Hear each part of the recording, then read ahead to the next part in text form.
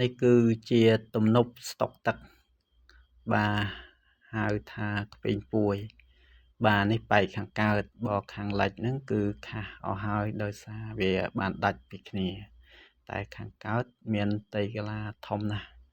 បាទទឹកសល់ច្រើនហើយក៏ជាកន្លែងសំខាន់ដែរដោយសារបរិវេណដីកាឡាស្តុកទឹកនេះវាមានស្បូរដើមឈើពិសេសគឺគុម្ពឫស្សីដែលវានៅក្នុងទឹកវាក៏ជាជម្រកត្រីមួយដ៏សំខាន់ដែលត្រីអាចពងបាទអាចលាក់ខ្លួនការពារពីអ្នកនេសាទផងដែរបាទគឺល្អប្រសើរណាស់ដែល